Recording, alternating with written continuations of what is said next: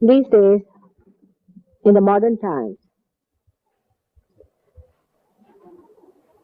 we are faced with confusions. That's a sign of modern times. At the same time, the mass urge to search the truth is manifesting. It's not only one individual who feels like that. It's not only 8 or 10 people who feel like that, but masses and masses and multitudes are feeling you have to search an answer. You have to find out why are you here. You have to know who you are. You have to find out your wholesomeness. You have to find out the whole.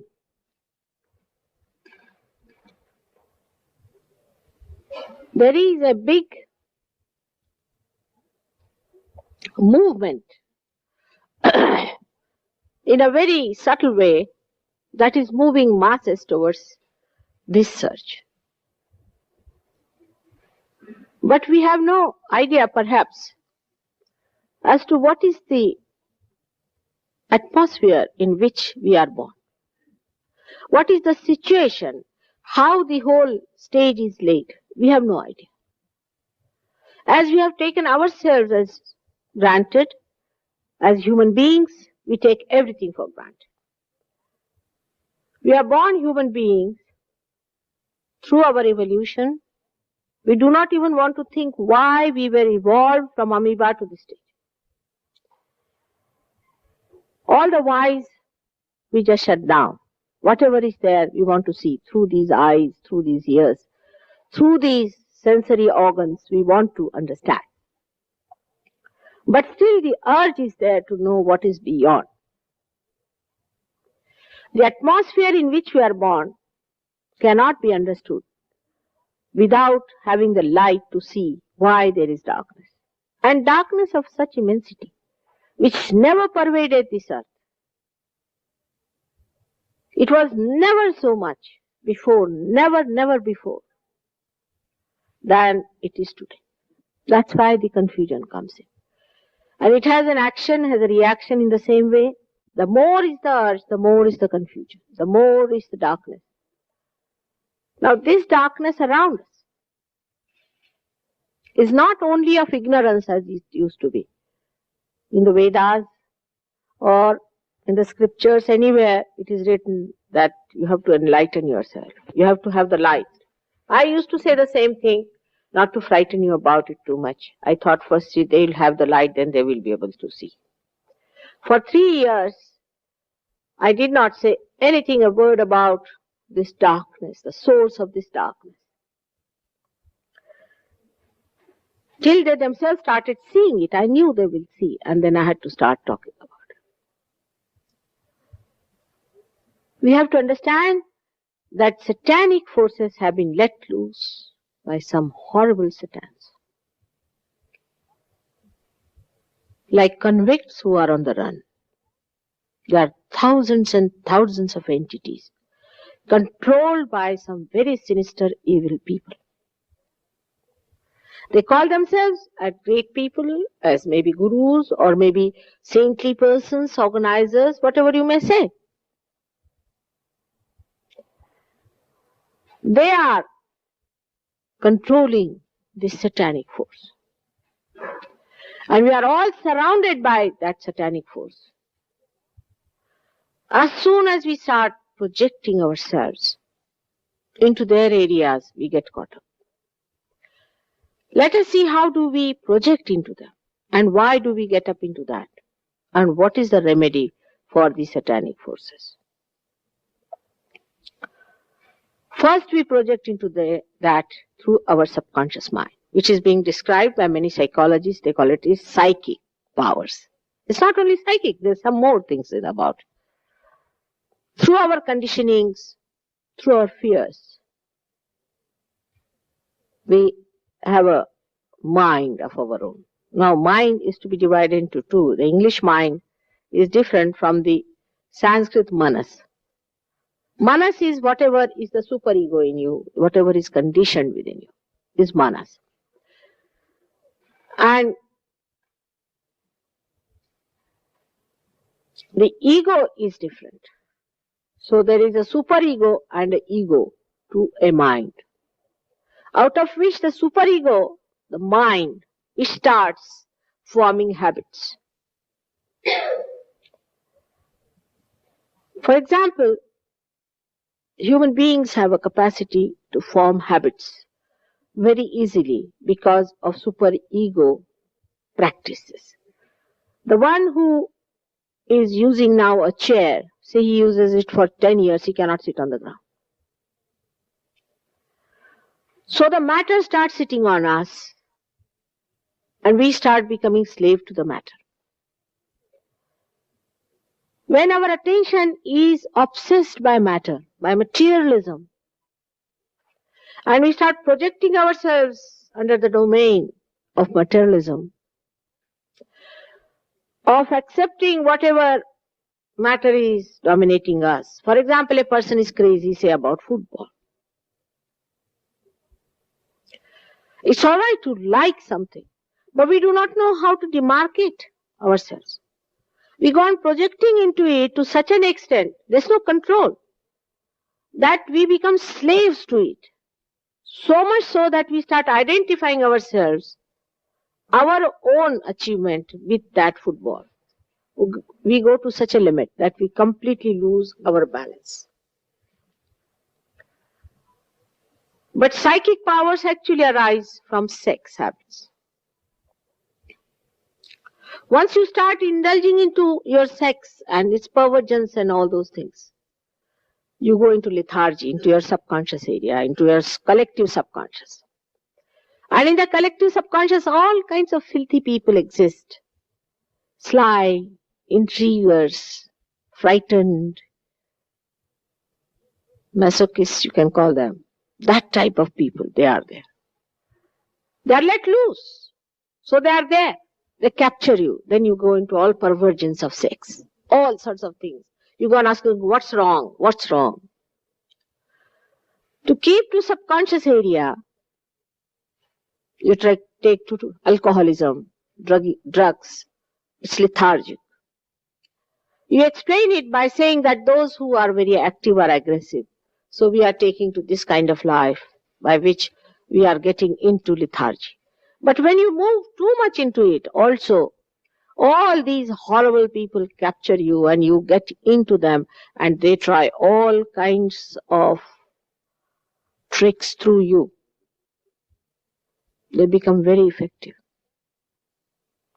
Now these gurus, they give you mantras and things like that. These are the names of these entities which exist in the dark. You take to those mantras and you go into that. There are so many ways, all the spiritualists and all ESPs and all sorts of these things going on in this world. The way you can judge them is that they do not talk of the absolute. They do not talk of the spirit that rests in you. They will take the name of love. But whatever they do is anti-love.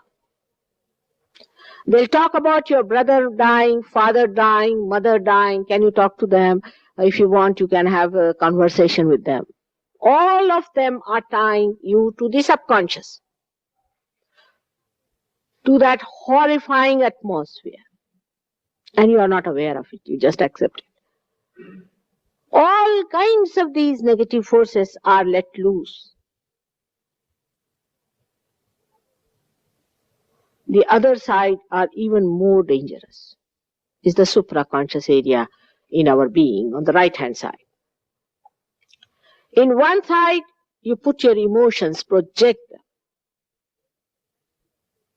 When you project your emotions, you can go on to any limit. Like I have seen people who are crying and weeping and wailing and reading horrible, very horrible poems, like Lord Byron. Such people. They just throw you into that subconscious where you feel happy to be miserable. You are happy as a miserable person. You do not want anybody to be happy either.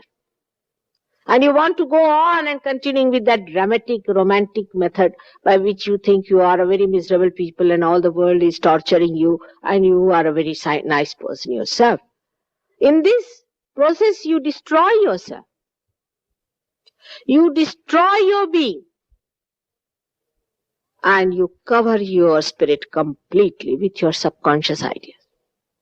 You enjoy your miseries. Can you imagine? Even if joy stands before you, you'll say, oh, I don't think I will be happy. Which you are not aware of it. You just start enjoying. Now the other side, when you use your rationality, which comes out of your brain.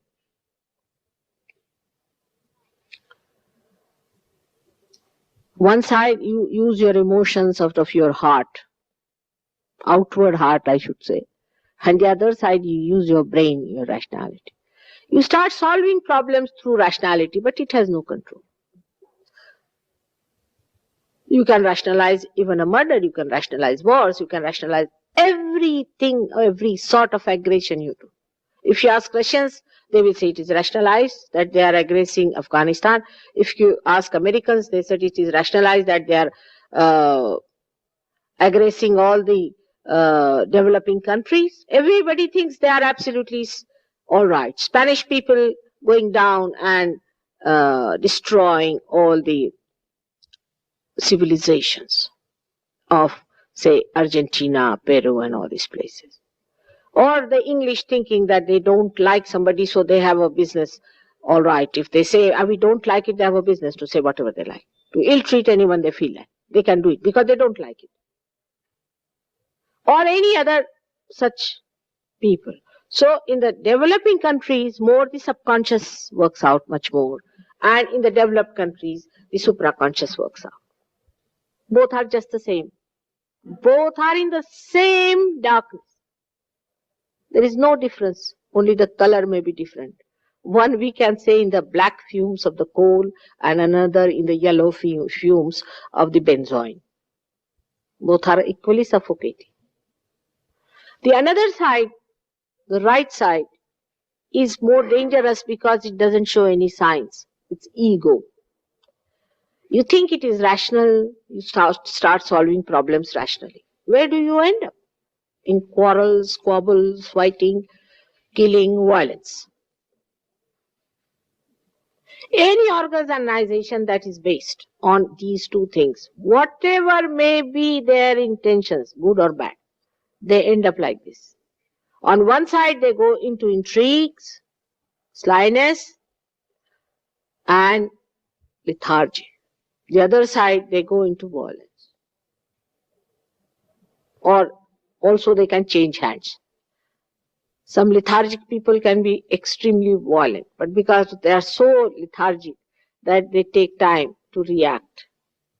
It's not easy to make lethargic people very violent because they haven't got so much willpower left in them. The another side is supraconscious is so dangerously placed. Now this is managed by many gurus. Of course, as I told you, psychic side is also managed by many gurus who say that through sex you can achieve God.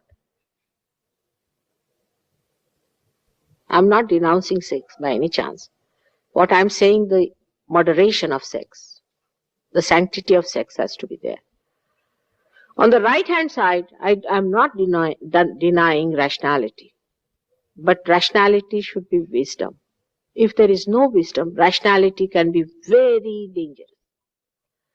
But the danger comes not from you yourself, but more from outside when you penetrate into that projection. You are controlled through your limitations. You can see here the left hand side, right hand side, ego and superego, is like a balloon.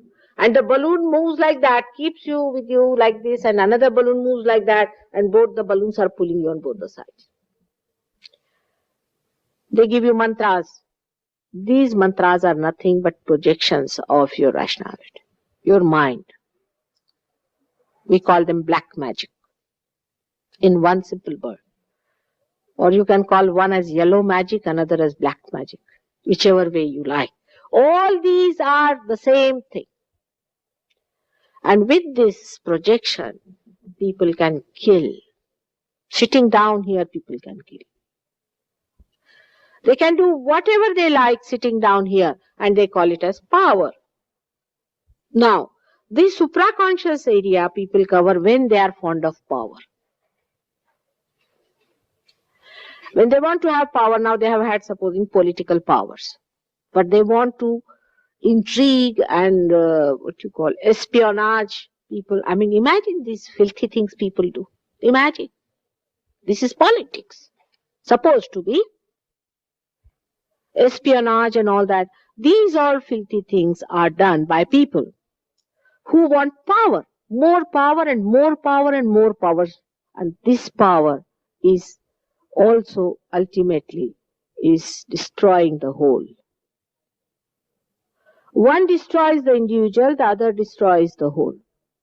Hitler now, for example, was nothing but obsessed by these, and he got these powers through his own projections. He started mesmerizing people, he gave them wrong ideas, he created a war, and the whole world was shaken up. It can happen to anyone. But now people don't want to take his name. They shudder to think what a devil he was. But he became a devil.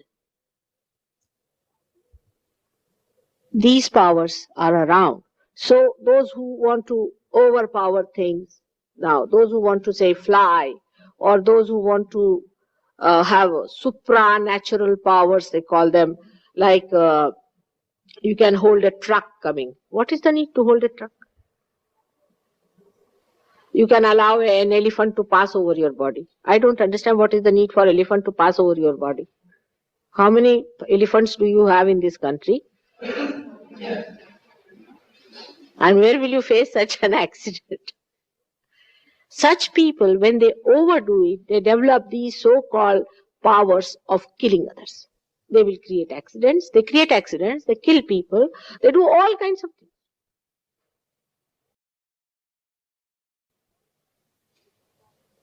This is all known to Indians. Those who have read a little about it, they know all these things exist. You are still naive, you do not. Indians also, modern, westernized Indians also don't know. They think they are all Shakespeare. They don't read anything about their own knowledge. This is what it is. Now, what is the antidote for this? The antidote of all this is divine love. Love can conquer all these devils. If a person has this divine love within him, if it starts flowing through him, all these things will disappear. That's the only way you can save this world, through divine love. Only through love you are going to win over all these horrible forces which are let loose, and your confidence will be established in it. This divine love is all pervading. The trouble is, human beings are not aware of it. It's the most dynamic force and is the only force that exists. Darkness exists till the light is not there. It has otherwise no existence. It is a myth.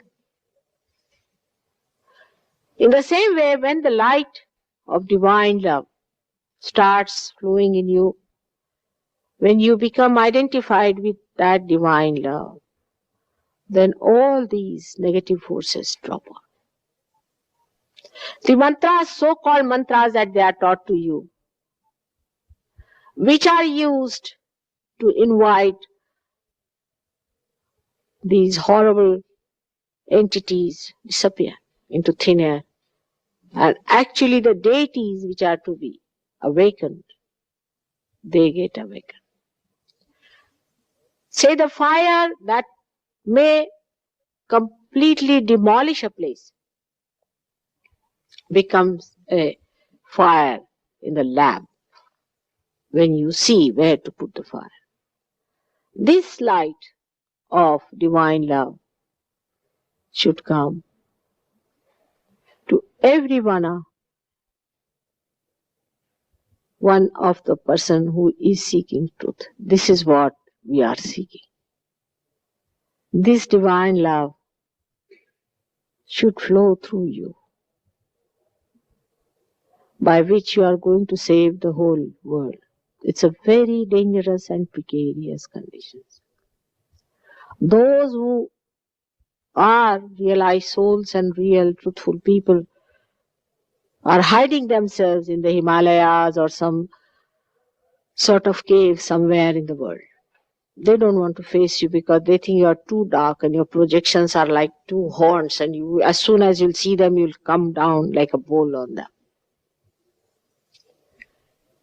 You need tremendous patience and tremendous understanding and courage like a mountain to face all these things. God has made all arrangements within you. You can see yourself has been shown here. I'm sure Chaya must have told you about it, that there is a power within us which can give us self-realization by which we can achieve that source of divine love, and you become the river of that divine love. So that you are cleansed completely, and that others who are to face you are also cleansed. Every time I have to repeat about Kundalini and about these things. But I'm sure you can go through the book and see for yourself what are all these things. But emergency is today that we have to realize that this divine love has to be brought into the awareness of human beings, into their consciousness, so that they can maneuver it and can once for all win over, be victorious over this dreadful enemy of the whole. May God bless you. Thank you.